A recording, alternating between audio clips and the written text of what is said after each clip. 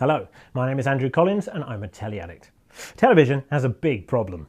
Not competition from YouTube and social media, not continued fragmentation of the available audience by cable and on demand, not even the decline of traditional advertising revenues. What to do with Danny Baker? So where shall we first break ground on our symposium of the substrata? Nobody gets between me and the front row at a Danny Baker appreciation rally. Erudite, enthusiastic, witty, honest and fallible, he remains a career beacon for those of us who pass through the enemy in his wake. But while radio understands him and showers him with accolades, TV squanders him again and again. The latest case in point, BBC 4's Brushing Up On, whose first half-hour episode brushed up on... It is of course BBC 4 who allowed Danny to chew the fat about vinyl LPs with pals over 3 nights in February, a format that at least tilted towards how best his volcanic talent might be harnessed, but linking some old clips about tunnels. The fact that all human beings are obsessed with tunnels is well documented, I assume. Indeed, if one is to give credence to some of history's greatest philosophers and virtually all of its deranged speculators, our lives begin and end with a journey through these miraculous tubes. Hang on, what's going on here? Is he being ironic? Is he sending up the facile nature of the archive clips programme? Is the whole thing some kind of cosmic joke? Because the footage had genuine value. This story is as interesting as it's boring. It's about tunnels.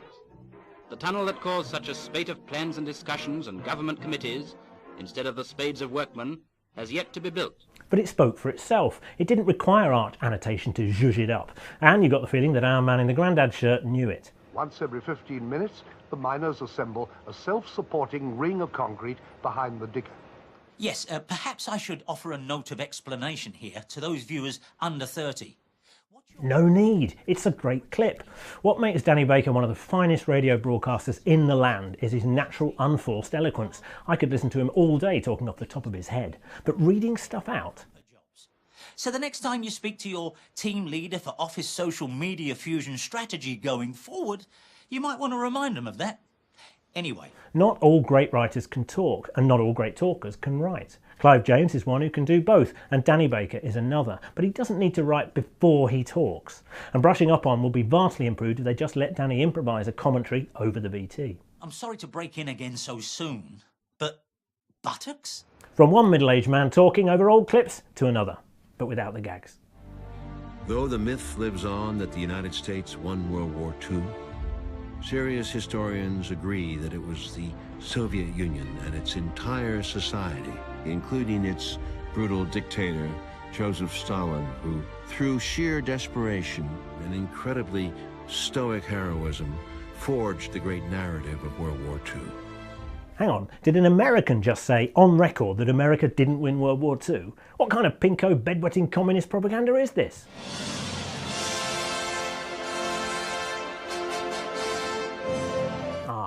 Broadcast on Showtime in the States and Sky Atlantic over here, this self-narrated 10-part epic from filmmaker Oliver Stone is history as a kind of revisionist western. Pitched somewhere between Jeremy Isaacs and Adam Curtis, I think it may have been made specifically for me.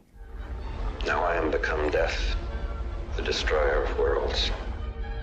This terrifying weapon would launch the United States on a journey, turning the refuge of the Founding Fathers into a militarized state. It was originally titled The Secret History of America, which it never was.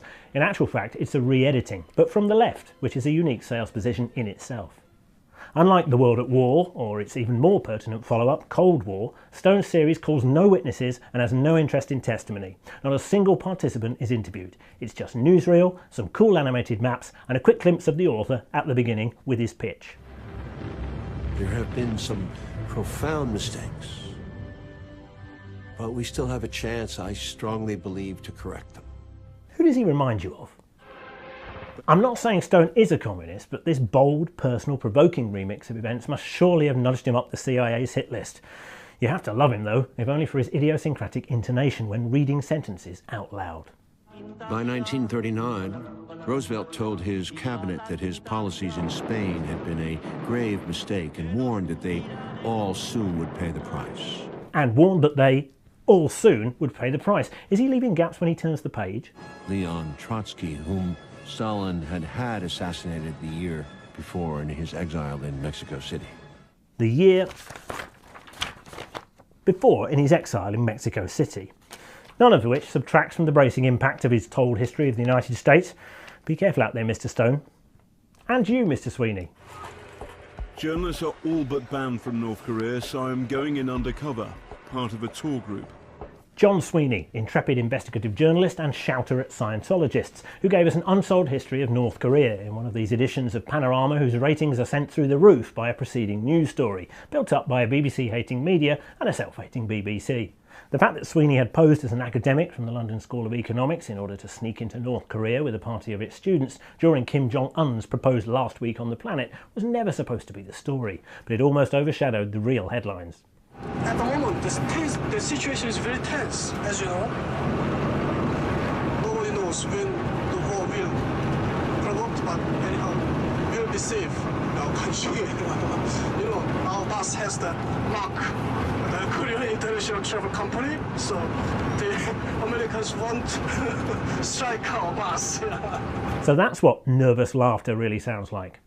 Journalistic methodology apart, this was a gripping half hour of factual television, a unique glimpse behind the iron curtain of rhetoric and Freudian insecurity that separates Pyongyang from, well, everywhere else. Some of the secret film's most chilling insights were its most mundane. They're building a bank, night and day. Day and night. It's now 4 in the morning. They never stop. Sweeney refrained from shouting, but his softly delivered questions, officially rebutted with increasing flimsiness, spoke volumes. At the moment this is a war of words, but will there be a shooting war?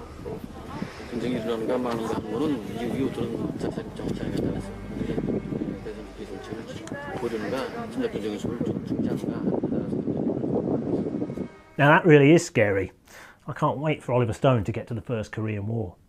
Another ailing regime, the writers of 30 Rock, lightened the geopolitical mood in the season 6 finale shown last week on Comedy Central, where NBC's very own John Sweeney, Elizabeth Banks' Avery Jessup, has recently been released from North Korea after being kidnapped.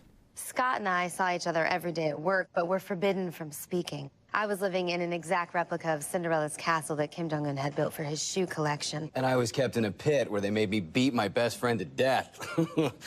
Awkward. Lowest ever rating episode of 30 Rock in America ever, apparently. Oh my God, are you? No, I'm nobody. Kim Jong-il is dead. I'm only waiter. I'm greatest waiter of all time. Margaret Cho there. Move over 30 Rock. Game of Thrones has all the jokes now.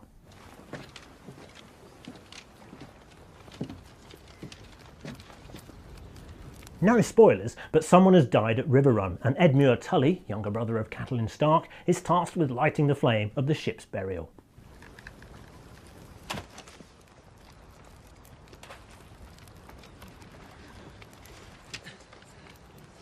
Awkward.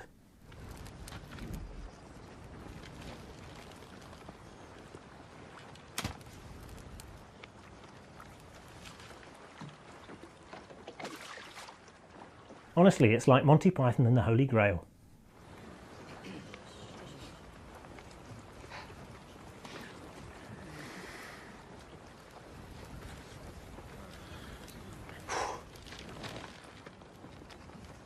Not going to ruin it for you. And finally, another new drama from ITV. When will they stop spoiling us? Adapted from the best-selling novel by Richard and Judy boosted Dorothy Coonson, The Ice Cream Girls is darker than its own chick-lit packaging would suggest. It's set some way up the coast from Broadchurch, in Brighton, but filmed, naturally, in County Wicklow.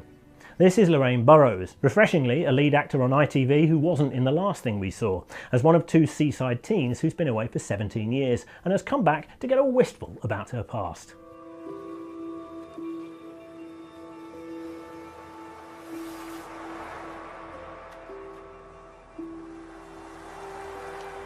This is good.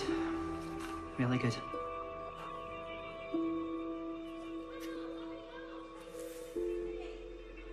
Perform like this in the exam next month. I promise you'll have your maths GCSE.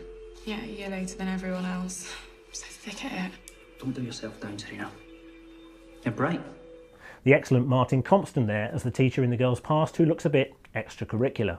God, only seems like yesterday when he was playing a 16-year-old for Ken Loach. Last year he was a detective sergeant in Line of Duty. You know you're getting older when the actors playing the policeman start looking younger.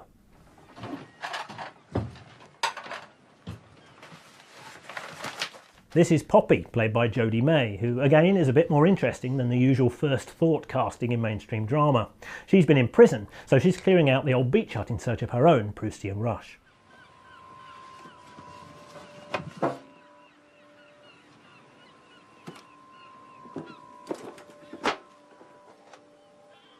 I won't ruin it for you in case you've taped it. Not sure how writer Kate Brooke will spin this one out over 3 parts, as the opener placed a lot of cards on the table, but I'll see it through, as she wrote most of Mr. Selfridge. I've read lukewarm reviews which seemed a bit harsh. Maybe they just didn't love the 90s. What now?